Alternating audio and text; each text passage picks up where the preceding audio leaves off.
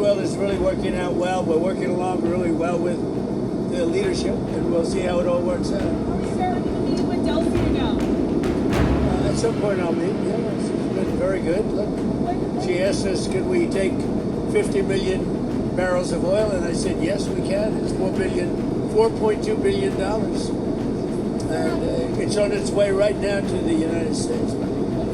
Estados Unidos aparece hoy en el relato petrolero venezolano como el bombero al que llaman después de que la casa fue incendiada a propósito.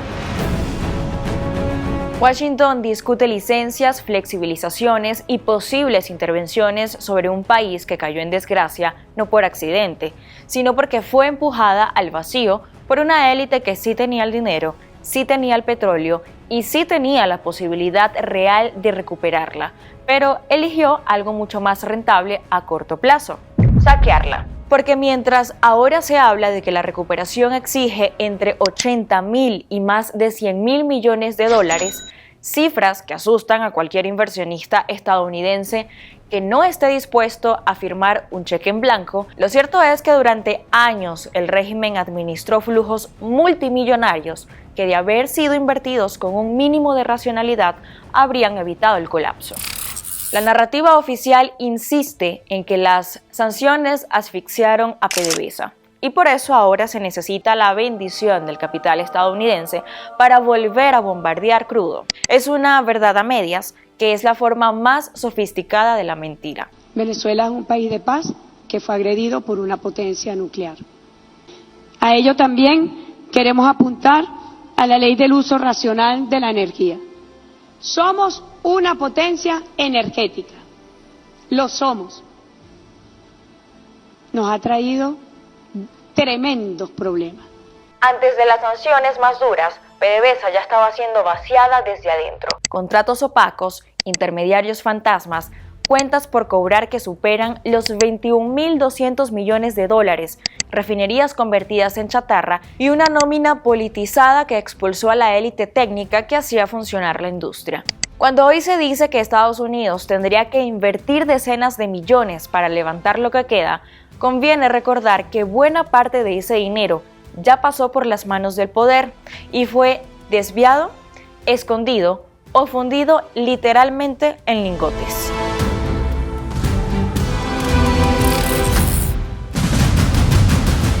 Todo el dinero del pueblo venezolano, producto de las actividades comerciales, de las exportaciones, etcétera, fueron recursos robados.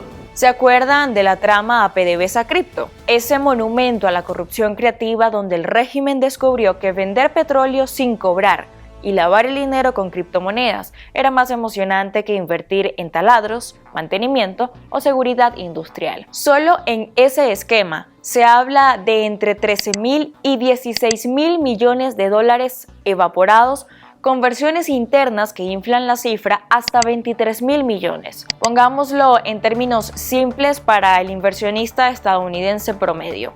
Ese monto habría financiado sin ayuda externa 1 o 2 años completos del plan de recuperación que hoy se le quiere endosar a Washington. Pero no, ese dinero no fue a pozos ni a refinerías, fue a bolsillos, a estructuras paralelas y a la ilusión de impunidad. Tarek El Aizami no cayó por casualidad.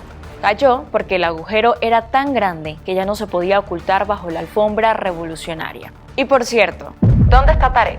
Cuando el petróleo no alcanzó para tapar el desastre, el régimen hizo lo impensable. Liquidó el oro del Banco Central como quien empeña la vajilla familiar para seguir apostando. Oro es oro, compadre. Para siempre y por siempre. El oro es oro. De estos lingotes saqué yo la idea. Las 127 toneladas enviadas a refinerías suizas, valoradas en unos 5.200 millones de dólares, no fueron una política económica, fueron una huida. Oro que pudo servir como garantía para inversión productiva, terminó fundido para ganar tiempo, pagar favores y sostener un modelo inviable. La elección de Suiza como destino del oro venezolano respondió a una lógica financiera y no a una casualidad geográfica. El país es el principal centro mundial del comercio de oro y concentra refinerías capaces de transformar lingotes en barras certificadas Good Delivery, condición indispensable para su colocación rápida en los mercados internacionales. Para un estado como Venezuela, que en ese momento estaba aislado del sistema financiero y sin acceso al crédito externo, ese proceso permitía convertir reservas del Banco Central en liquidez inmediata. Hoy se le pide a Estados Unidos que invierta 100.000 millones en una industria que el propio Estado venezolano desmanteló después de haber quemado petróleo, dólares y oro. El sarcasmo se escribe solo. Primero saquean, luego suplican inversiones extranjeras y finalmente culpan a terceros por el estado de las ruinas. Nosotros históricamente le hemos vendido petróleo a Estados Unidos, siempre. La comparación es obscena, pero necesaria. Si sumamos el oro enviado a Suiza, las pérdidas estimadas de la trama PDVSA Cripto y las cuentas por cobrar perdidas o deliberadamente no cobradas, el monto ronda entre los 40.000 millones de dólares. Es decir, casi la mitad de lo que hoy se estima necesario para recuperar la producción petrolera venezolana a niveles razonables.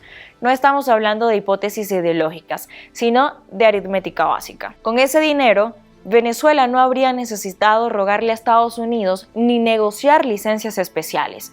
Habría tenido margen para mantener refinerías operativas, retener talento, modernizar campos y sostener una producción digna. Pero eso habría implicado gobernar, y gobernar nunca fue el negocio. Por eso el dilema estadounidense no es técnico, sino moral y político. Cada dólar que invierta Washington no va a rescatar una industria caída por mala suerte, sino a intentar reconstruir algo que fue deliberadamente destruido después de ser saqueado. Y ahora, al régimen le tocó mirar al norte con la mano extendida, pero bien tercos, sin dejar el discurso victimista, esperando que alguien pague la factura de su propia corrupción. Descarados, ¿no? Yo soy Génesis Pérez y esto fue Venezuela en Profundidad.